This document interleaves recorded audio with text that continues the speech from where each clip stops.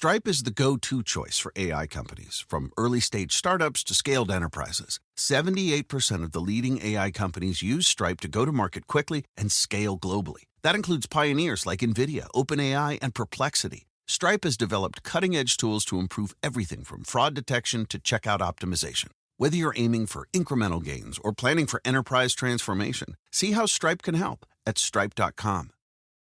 So you've got a business, but what about a brand? The difference? More of you. Wix gives you the freedom to create your website, own your brand, and do it on your own, exactly how you envisioned it. Experience limitless customization. Boost your creativity and efficiency with AI tools for every part of your business journey. Scale up with built-in SEO, e-com, and scheduling features. Put more of you in your business. Go to Wix.com and do it all yourself. Are you ready to learn the 3 secrets to launching a successful podcast? Hi, I'm Bill, a recent client of the Podcast Mogul. If you've been thinking about starting a podcast but aren't sure where to begin, he's got you covered. He is hosting a free webinar where he will share the 3 secrets that can help you launch, grow, and monetize your podcast without any fancy equipment or technical headaches. Click the link in the show notes to save your spot now and let him help get your podcast off the ground. Welcome to Invest in Yourself, the Digital Entrepreneur Podcast. Join the podcast mogul Phil Better as he interviews successful entrepreneurs that make their living in the digital world. Now, let's join your host, Phil Better, and his special guest today on Invest in Yourself, the Digital Entrepreneur Podcast. Hello and welcome back to another episode of Invest in Yourself, the Digital Entrepreneur Podcast. I'm with your host, Phil Better, the podcast mogul, and I am very happy to introduce our guest today. Our guest is a strategic entrepreneur and astute investor, currently serving as the CEO or the Chief Executive Officer of Lanteria, a leading business productivity software company based in Seattle, Washington. Our guest's robust leadership and profound understanding of global business trends have played a pivotal role in driving Lanteria's expansion and success in the competitive HR software space.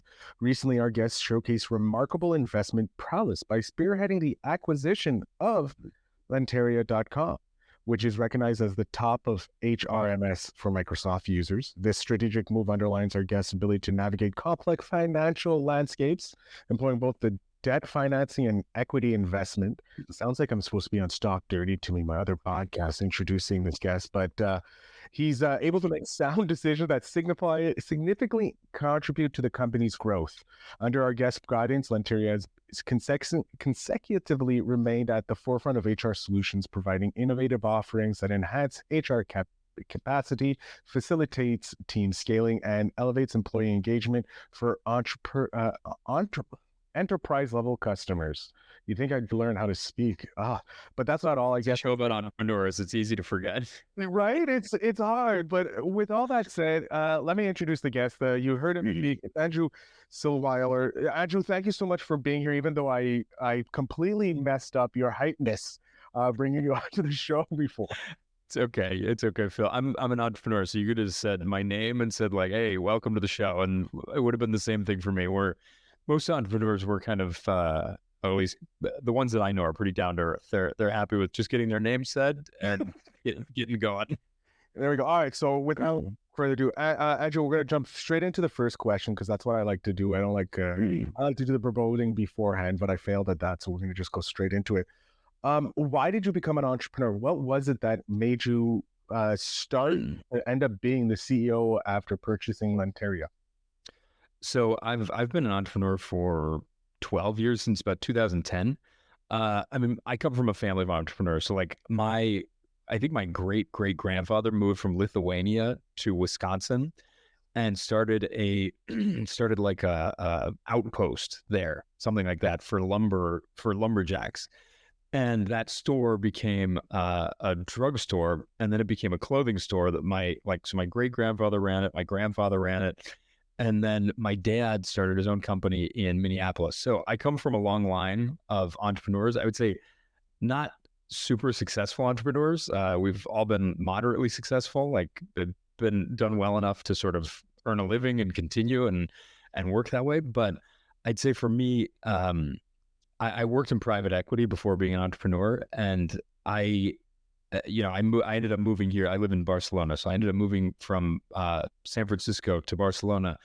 And frankly, I got into being an entrepreneur because I had no other choice. I didn't speak the language here and I couldn't get a job. So I would have had to either get a job at like a big four, like accounting firm, which I don't know anything about accounting, or I would have had to work for like a local company here who would have never hired me because I didn't speak the language.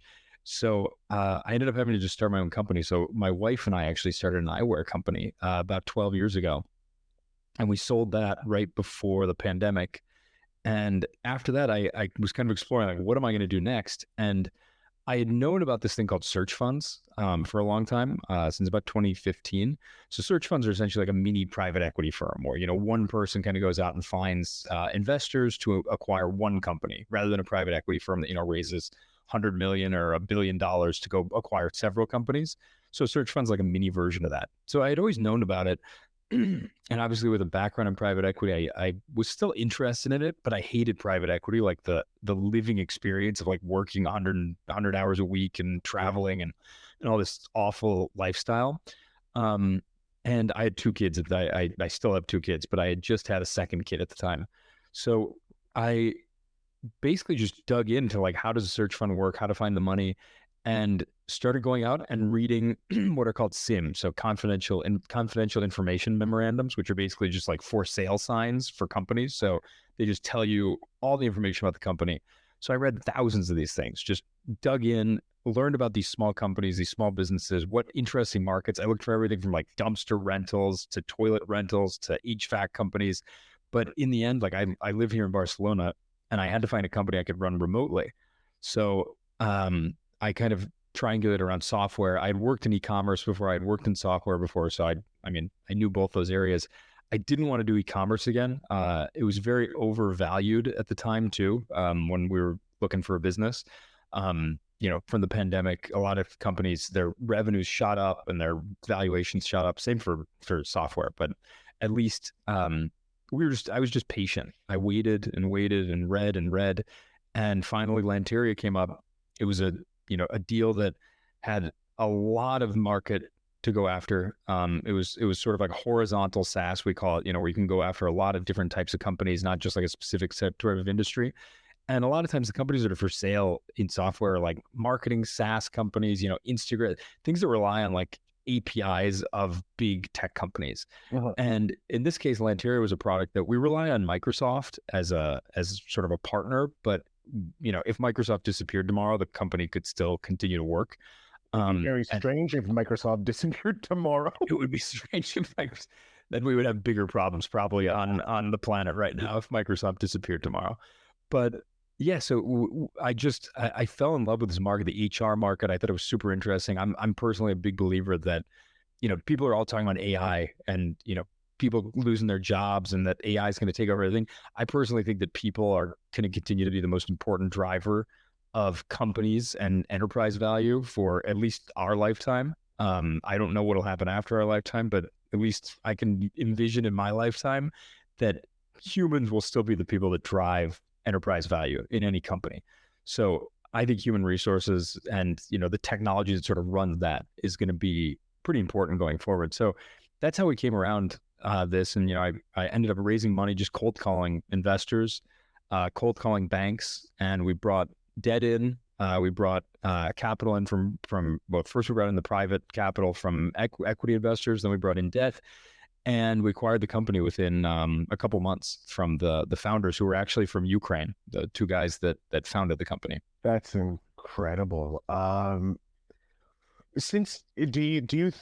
Obviously your knowledge of private equity played a huge role in structuring the deal and doing everything necessary to purchase this Lanteria. But was it a simple process? Like, if let's say me, who has no idea about raising capital or anything like that, decided to, hey, let's try this, would it be something that an everyday entrepreneur could do, or I think you can. I came from private equity. I don't think private equity, like my private equity I came from, has anything to do with the world that I'm in now. We played on such a different level. You're looking at companies. I would say my claim to fame in private equities, I worked for 2 companies that owned Polaroid at one point. So that was, that's sort of my mini claim to fame that I can say. But this is a totally different beast. You're working with, very small deals. The things you're looking for in a big private equity deal are not the same as in this type of deal. Like we were looking at, the risks that we have are like, is there one person in the business that if they leave, the whole business falls apart? Analyzing things like that, analyzing, there's basically 150 customers in the company. We had to kind of go through and make sure that each customer would accept a transition into a new ownership structure and into a new ownership company, review those types of documents. I'd say there's a couple of pretty good books out there too. There's one from the Harvard Business School about acquiring a business. I forget what the name of the business is called, the book is called. And another one that's called Buy Then Build. That's by Walker Diebel. Those are both good books about sort of this world. I think they're also pretty applicable to any entrepreneur that's out there. Like you kind of see other avenues. So like I started a company and was like laser focused on how you start the company. And what I didn't realize was there's all these other avenues that we could have grown. We could have gone out and acquired another eyewear company and grown inorganically, so to speak. And I never really even thought about it. And reading these books and like thinking about this in another way of like entrepreneurship, where it's not, I'm going to go sit down at my computer, come up with an idea, find people to fund it or find people to be customers of mine, that you start on second base, basically. That's the way I view sort of entrepreneurship through acquisition. I like that. So obviously you've done both hands. You've had the build it yourself, grow it to a point where you're like, okay, I'm done, and we sell it. And then it's the second base, as you say, the acquisition. Where do you see yourself in 10 years down the road? Are you still with Lanteria, or have you sold it and you're acquired another business, so now you're on occasionally running home? What is the 10-year goal?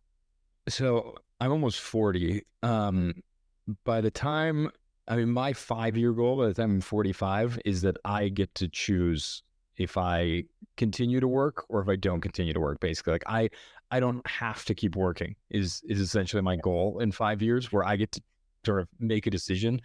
I assume I'll continue to work, but in 10 years, I would like to play. I grew up playing golf since I was like 2.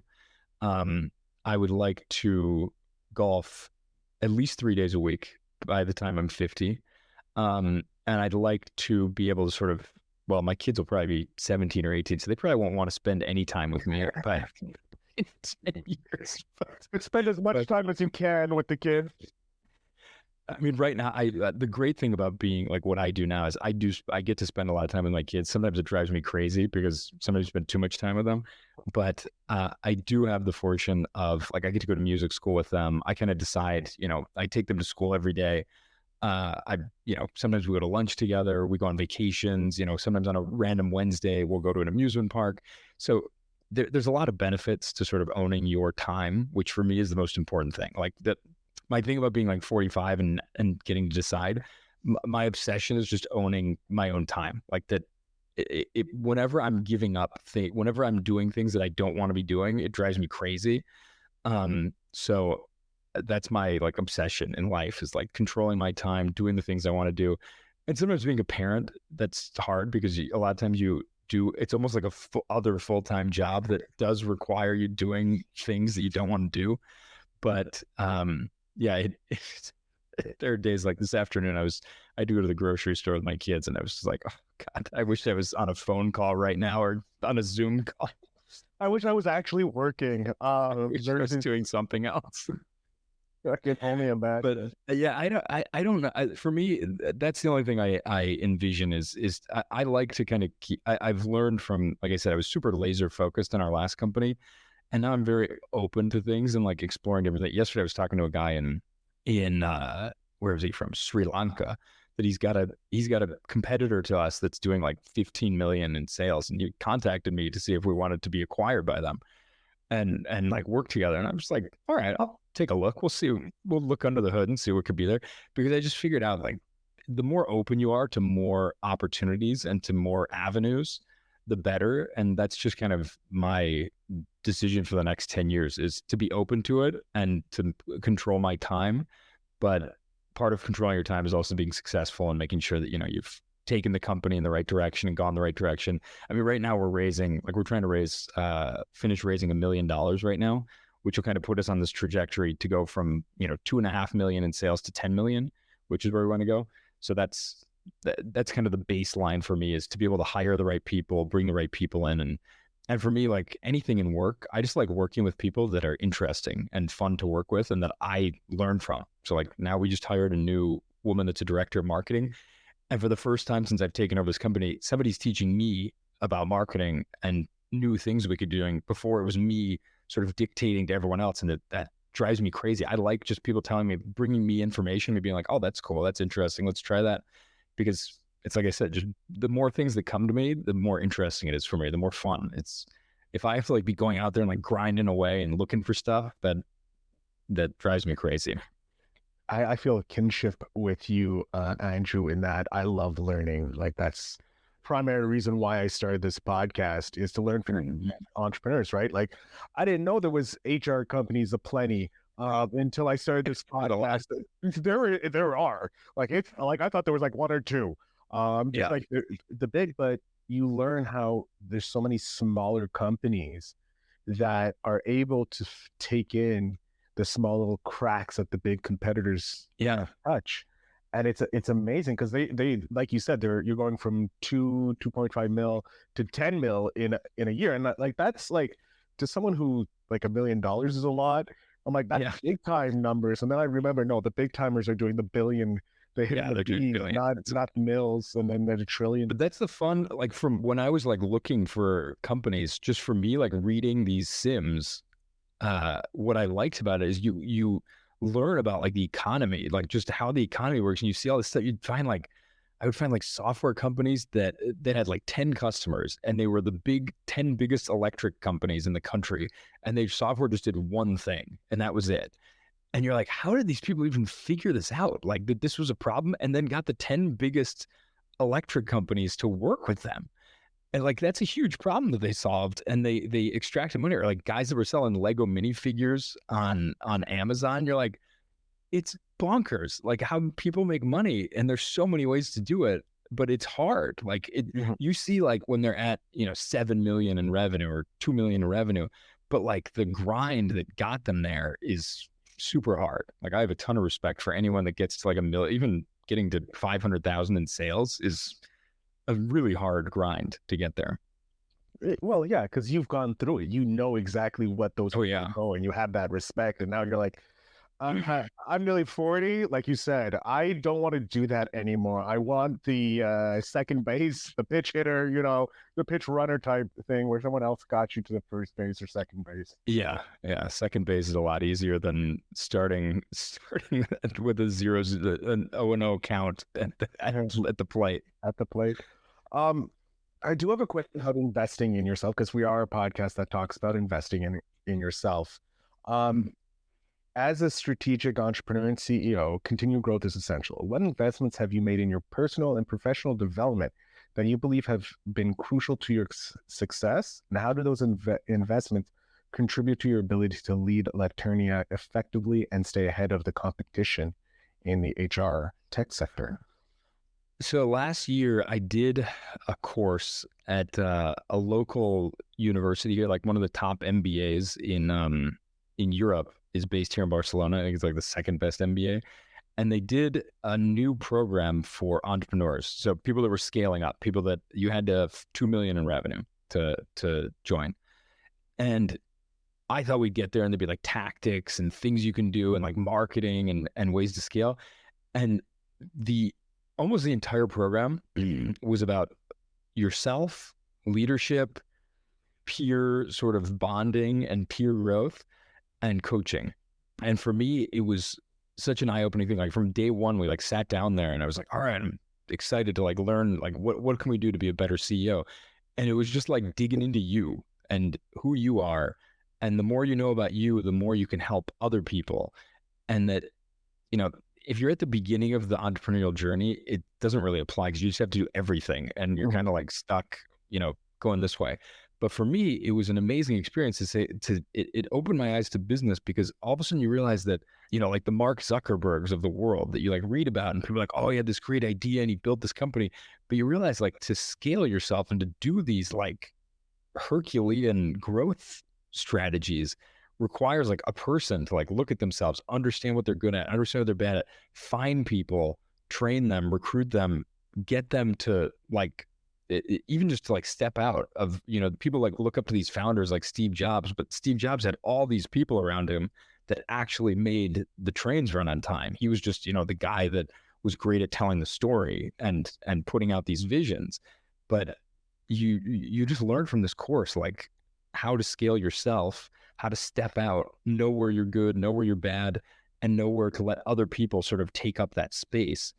And it really helped me understand like entrepreneurs in general. And now when I see like people send me a pitch deck for things, because I have a friend here in Spain that I help with some of his angel investing as well.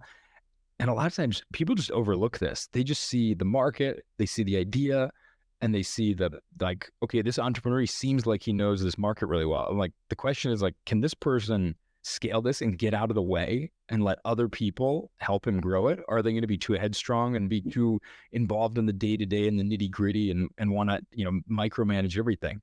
And the key to really actually getting past that sort of like 2 million milestone is finding people, empowering them, and letting them sort of like go off and do their thing. I love it, because it's true. You have to trust the employees that you have to handle the business, because you don't want to be working on your in your business. You want to be working on the business and growing it so that you hit that. And you can't be doing that if you're micromanaging or trying to do the day-to-day stuff, because that's for sure, that's not what you're there for, and you're not the CEO of your company. If you want to make those money, yeah. For someone going into, let's say, purchasing a business, because this is something that's actually maybe once or twice came up in previous episodes. What piece of advice you would have for them before purchasing a company? Obviously, you have the, do your regulations and all that fact checking stuff. But let's say I'm about to decide to go into purchasing a business. I want to just about to go into it. What piece of advice or would you suggest to someone just starting that journey of looking to start on second base? I would first, if they'd never been an entrepreneur before, like they'd never started another company, I meet a lot of like investment bankers that want to get into this type of thing. Like a lot of the people that are in search funds and these things, they're like MBAs, former investment bankers, people that did, consulting. I would tell them to like look really deep and think about like the worst case scenario in a lot of these things. Because a lot of times they put this all in Excel spreadsheets. They make it look good to go out and pitch this to investors, and they internalize that pitch and internalize that experience, but they don't think about like, what if the worst case scenario, like what if my loan comes due and I can't pay and, my family can't eat, or like I'm going through a bankruptcy, like put themselves in that position, or put themselves in a position where, one of their employees doesn't show up, and, what are they going to do? Just the day-to-day things that you have to deal with in like a small business, and just the pain in the ass that it can be. I think a lot of times that's something that they need to put themselves in, because it's definitely a game for people that people are, they start on second base, but a lot of people are already thinking about like starting, hitting a grand slam, and that they've already rounded the bases and now they're on second base again with that after their next at bat. And, I meet a lot of people that are like, yeah, I'm going to acquire this company and I'm going to build a holdco off of this, or like I'm going to build this bolt-on strategy. And it's not that easy. Like if you went to Harvard and you have a Rolodex full of, checkbooks behind you, it is way easier. But the typical person that's doing this, like you're going to have to grind pretty hard day to day for at least 2 or 3 years until you start seeing that fruit. And for a lot of people, that's not easy. And I think for me, just as an entrepreneur, like my recommendation to anyone that wants to be an entrepreneur is, if you're not curious about everything in general, like being an entrepreneur is really, really hard, because you're going to hit plateaus, you're going to hit bottoms, you're going to hit tops. And if you can't find sort of an interest in the mundane, and just like a passion for like the mundane things that you're gonna have to do, or even just the market that you're in or the market that you're exploring, just the day-to-day things, you're gonna hit a wall. And so for me, it's always just finding new interesting things every day inside of the mundane crap that I have to deal with. And even just learning about like a new market. Like I knew nothing about HR, and I just spend my time like reading people's posts. We have our own podcast. I talk to people that are just like HR professionals, and our old marketing director used to make fun of me. She's like, "These are so boring." Like she's like, "Why do you keep doing like?" I kept making her post these interviews that I was doing. She's like, "It's super boring." I'm like, "These people are super interesting to me." I'm like, I love hearing their story. I heard a story. One of the women, she was a 911 operator, and she loved it so much, like the empathy that she built up. She got fired, and she went into HR because that was like the role that she found that could allow her to sort of build up empathy with people. And she became like a coach and all this other stuff just from being like a 911 operator that never graduated high school. And I was like, these people are interesting. That it's true. They're very interesting. Entrepreneurs are interesting people because like they come from different backgrounds. I've had people who stumbled into the role of entrepreneur and ended up buying companies without even knowing it, to seasoned entrepreneur who became angel investors and now spend their time helping other entrepreneurs get the freedoms that they want to have. So yeah, I love it because they come from all different backgrounds and you get to learn so much. And I love how right now we're paralleling each other with our hands side of our faces, mirroring each other. Yours. But you have more hair than me. If nobody, I don't know if this is only audio, but it's both. The video goes up later. Audio first. I'm old school that way. But who is it that inspires you in the entrepreneurial world? I don't really. I'm kind of a weirdo. I don't really like. I don't have much inspiration. Like you just dig into your own well, and I do. Like my dad was an entrepreneur, and I saw him a lot. Like I saw him struggle with certain things. He ended up being pretty successful, but he would bring me to work with him a lot of times. I would go to his office. I would go to his stores. He had like Christmas stores in the winter. He had all sorts of like seasonal stores that he would pop up and do. And he would bring me with him, and that was always like a great experience. It was like spending some time with my dad. I would spend like a Saturday working at a store and, bringing people up at the register. And I did that from when I was 7 to when I was 22. That was probably something I did, or 21. That was what I did most winters, was go with him to the store. So, I guess it would be him. He has a different way of doing things. I guess he ended up, like, he basically does whatever he wants every day. So, that's great for him. Like he just did it a different way than I would do it. He doesn't like having employees, so he did a lot of things himself. Grounded out for a long time. Like he's the classic guy that it compounded for him eventually. Like he got a few big hits along the way, and so his business ended up compounding for him. But he did it all himself. He didn't like having other people help him, and I'm kind of the opposite. I like pushing it off to other people, and like he's always like, "Oh, why do you want to deal with all these people?" And all of a sudden, I'm like, because then I don't have to do the things that they're doing. So I can like spend time doing other stuff. And he's like, but then you have to deal with, they bother you and ask you questions. I'm like, wow, it's either that or I could be sitting here making social media posts all day. Like, what do I want to be doing?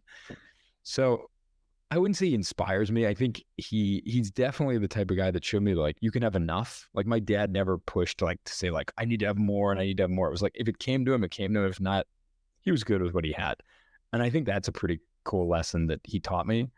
But I don't look up, like people look up to like Elon Musk or they look up to Steve Jobs and things like that. I think they're interesting people, but like I have no, besides like being bald, I have nothing in common with Jeff Bezos. But he's an interesting guy to look at and be like, okay, I guess it would be cool to be Jeff Bezos now. I don't know if it would have been cool to be Jeff Bezos in like 1997 or 99, but I don't know. I spend a lot of time on Twitter with like guys that are sort of in similar positions and like talking to them. And I look up to them in a way. Like I think it's cool to sort of share things with people, but yeah, long-winded way of saying, I guess my dad. Okay. Dad seems to be the first mentor to a lot of male entrepreneurs. So Yeah. it's Yeah. It's a double-edged sword. You can either be a mentor or you can be like the driver that like the I never want to be like my dad ever. I yeah, want to like be exactly like my dad. It's one of the two. Never. yeah. I know a lot of people with that psychological damage that their dad pushes them, but in another negative way. It's like the Not a magnet. healthy way. Yeah. Um, Andrew, we are coming to the end, which sucks because I'm having such a good time chatting with you. And learning everything about you and hearing the wisdom that you're sharing with us from your second base position. Well, some of yeah. us are still We're almost on third. you're almost on third. Sorry, you're on your way to third. I'm still at I bat, wish. taking my couple first swings. But I wanna bring something that's a little dear to my heart. My nephew is 5. He's going to be turning 10 in the future, and I love getting advice from amazing entrepreneurs like yourself. What piece of advice would you want to give your 10-year-old self? I have my kids are 7 and my daughter's turned 6. So there, And what advice would you want to give them when they turn 10? I struggle with this because I mean, I think that the best thing that somebody can have is just resilience and curiosity for things. And so for me, that would be like the one piece of advice is like, don't give up on stuff just because you thought it was boring or you thought it was hard. Like find something interesting about it. Find, ways to stay curious about something and just keep pushing through the hard stuff. Like, I don't know. It's hard because then a 10-year-old doesn't really like gets advice that a 10-year-old would look at you and be like, what the hell are you talking about? But I don't know. I think finding ways to be resilient is one of the most important things, like staying alive and just keep pushing forward. I mean, that's how humans, have gotten here is like survival. We were a very good species at surviving. And I think a lot of people from what I've seen, a lot of younger people like give up pretty easily or they get angry at things or they like blame other people for things. And just don't blame other people for stuff. Just take responsibility for it and just keep pushing forward and trying new things and don't give up. I don't know. Great piece of advice. It's a great piece of advice, for everybody. Like one of the reasons I asked this question is one, because heck, it's going to make my life writing the book way easier. Yeah. Just pull your stuff. But also it's like, it reminds me of the advice that I wish I had when I was 10 that could help me today. So, the old saying, the best time to plant a tree was 20 years ago. The next best time is today. Getting this advice, I should have got it at 10. I'm getting it now. So it's going to help me with the rest of my journey. Andrew, I want to thank you. So I'm going to jump off stage here. I want to let you tell the audience where they can connect with you, if they're looking for an HR company or a software solution, whatever you feel like pitching my audience. Now is the time. As a thank you for sharing so much wisdom, the floor is yours. No, thanks, Phil. So you can find us at Lanteria. You can see here at the bottom, LANTERIA.com. So Lanteria.com, we are, as Phil said, leading HRMS for Microsoft users and Microsoft companies. Or you can find me on Twitter. My handle is Swiler, SWILERA. Or on LinkedIn, Andrew Swiler, SWILER. Those are pretty much the places that I hang out. So feel free to reach out to me. Andrew, thank you so much again for being on the podcast. I had a great time chatting with you, and I'm looking forward to staying connected.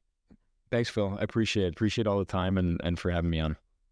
To my audience, as you know, the links will be down below to connect with Andrew and Lanteria. I highly suggest you do if you're looking for an HR company or HR tools, whatever it is in the HR space that you're looking for, Lanteria probably can help you out. And again, thank you to Andrew for being here. Jeff Bezos. I got Jeff Bezos on my mind. You look like Bezos. I'm saying it now. You're the Jeff Bezos of HR. That's what we're going. Somebody asked me once if I was Jeff Bezos when I was cleanly shaved. Some guy walked in the room and he's like, "Are you Jeff Bezos?" And I was like, "Why would I be here if I was Jeff Bezos?" That was my response to him. Wow, that'd be very interesting. Jeff Bezos in a small, company meeting. It was like, it was not a place where Jeff Bezos would be for sure. Dive bar in Minneapolis, But Andrew, thank you again. To my audience, remember to always invest in yourself.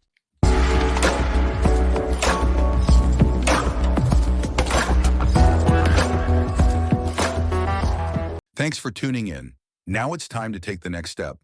When you're ready to dive deeper into how to launch, grow, and monetize your podcast, Phil's got something special for you. Join him for a free webinar where he'll reveal the 3 secrets that have helped countless entrepreneurs succeed in podcasting. Click the link in the show notes to save your spot, and let's turn your podcasting dreams into reality. Running a business is hard work. Building your website shouldn't be. With Wix, you can express your ideas, give direction, then leave the heavy lifting to AI, from site creation to branded content and images. Have fun with the details. Customize what you want the way you want, and manage your whole business from a centralized dashboard with expert AI tools. Build, scale, and enjoy the incredible results. You can do it all yourself on Wix.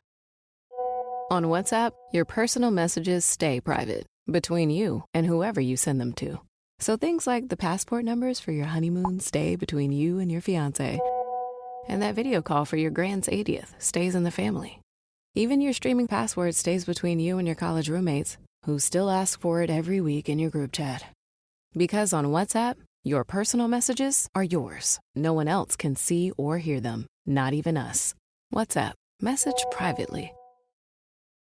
Imagine what's possible in your business career when learning doesn't get in the way of life. At Capella University, our game-changing FlexPath learning format is available in select business programs and lets you learn at a time and pace that works for you. That means you don't have to put your life on hold while earning your business degree. Instead, enjoy learning your way and earn your degree without missing a beat. A different future is closer than you think with Capella University. Learn more at capella.edu.